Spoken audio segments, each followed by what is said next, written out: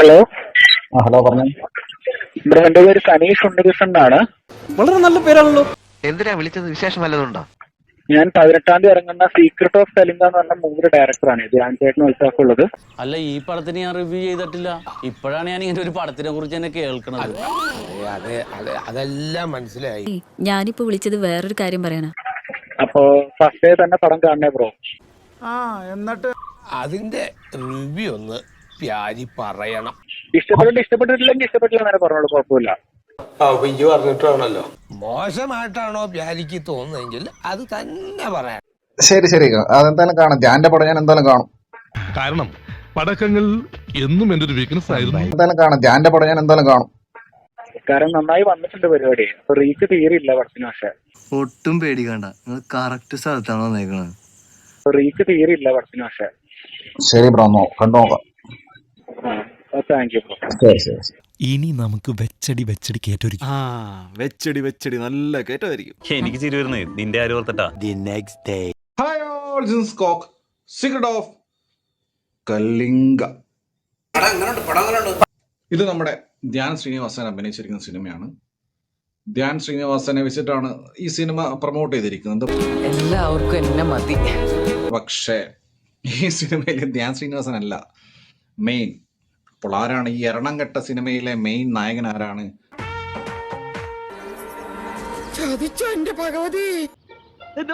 ഈ എറണംകെട്ട സിനിമയിലെ ഇപ്പൊ സനീഷ് ഉണ്ണികൃഷ്ണൻ അഭിനയിച്ച സിനിമ പുള്ളി തന്നെ സംവിധാനം ചെയ്ത് ഇറക്കുവാണെങ്കിൽ പട്ടിക്കുറക്കം പോലും തിയേറ്ററിന്റെ പരിസരത്ത് പോലും പോകില്ല എന്ന് പുള്ളിക്ക് തന്നെ അറിയാം. അതുകൊണ്ടാണ് ധ്യാനെ പിടിച്ചിട്ടത്.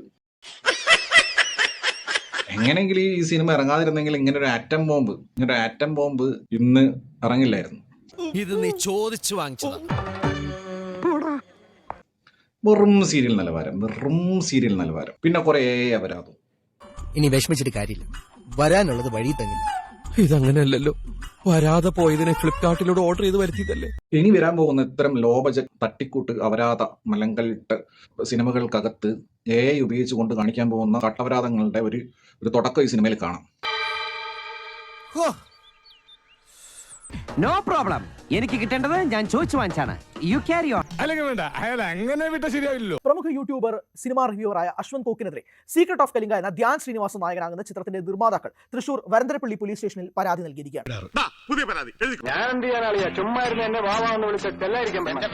അത് സിനിമ ഇറങ്ങുന്നതിന് മുന്നേ വിളിച്ചിട്ട് പറയാം, നിങ്ങൾ എന്ത് വേണേ പറഞ്ഞോ, പോസിറ്റീവോ നെഗറ്റീവോ നിങ്ങൾക്ക് ഇഷ്ടമുള്ളത് കണ്ടിട്ട് പറഞ്ഞോ. സിനിമ കണ്ടിട്ട് ഇഷ്ടപ്പെട്ടില്ല എന്ന് പറഞ്ഞാൽ വ്യത്യാസം കേസ്. കഴിഞ്ഞ 2 ദിവസമായിട്ട് ആകെപ്പാടെ ഡൗൺ ആയിരിക്കായിരുന്നു ഞാൻ. പടം ഇറങ്ങിയതിനു ശേഷം അന്ന് രാത്രി വന്ന അശ്വന്ത് കോക്കിന്റെ റിവ്യൂല് നീ പൊട്ടനാണോ ദാസ? മോശം റിവ്യൂവിലൂടെ സിനിമയ്ക്ക് കോടികളുടെ നഷ്ടമാണ് ഒറ്റ വീഡിയോ കൊണ്ട് വരുത്തി വെച്ചതെന്നും പരാതിയിൽ വ്യക്തമാക്കുന്നുണ്ട്. നിനക്ക് 2 പറി കിട്ടും. സിനിമയുടെ റിവ്യൂ എന്നതിനേക്കാൾ ഉപരി അതിൽ അഭിനയിക്കുന്ന സ്ത്രീകളെ വ്യക്തിപരമായി അധിക്ഷേപങ്ങൾ നടത്തുക, സിനിമയുടെ കഥ പൂർണ്ണമായും പുറത്തേക്ക് കൊണ്ടുവരിക, അത് പുച്ഛിച്ചു പറയുക, ഇതുപോലുള്ള കാര്യങ്ങൾ കാരണം സിനിമയുടെ നിർമ്മാതാക്കൾക്ക് ഉണ്ടാകുന്ന നഷ്ടത്തെയും കൂടി ചൂണ്ടിക്കാണിച്ചുകൊണ്ടാണ് അശ്വന്ത് കോക്കിനെതിരെ പരാതി പറയുന്നത്. ഒരു മാറ്റവും ഇല്ലല്ലോ.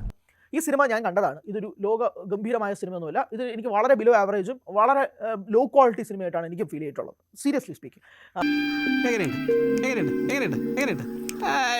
സിനിമ നല്ലതാണെങ്കിൽ നല്ലതാണെന്ന് പറയും, മോശമാണെങ്കിൽ മോശമെന്ന് പറയും. ഞാൻ തന്നെ പറഞ്ഞു, സീക്രട്ട് ഓഫ് കലിംഗ എനിക്ക് വളരെ മോശം സിനിമയായിട്ടാണ് തോന്നിയത്. ഇയാളും ഇപ്പൊ എന്താ പറഞ്ഞു? ഇതന്നെയല്ലേ അശ്വന്ത് കോക്കും പറഞ്ഞേ. അശ്വന്ത് കോക്ക് റിവ്യൂവിനകത്ത് ഇതന്നെ പറഞ്ഞേ. ഇതിന്റെ മേക്കിംഗ് വളരെ പൂറാണ്. ഇതിന് അതിൻ്റെതായ ടെക്നിക്കൽ ഡിഫിക്കൽട്ടീസോ സ്റ്റാൻഡേർഡ്സോ ഒക്കെ അവർ പറയുന്നുണ്ട്. അതൊന്നും പ്രേക്ഷകരായ രീതിയിൽ നമ്മൾ കേൾക്കേണ്ട കാര്യമൊന്നുമില്ല. ഇതിന് ഒരുപാട് ഫ്ലോസ് ഉണ്ട്.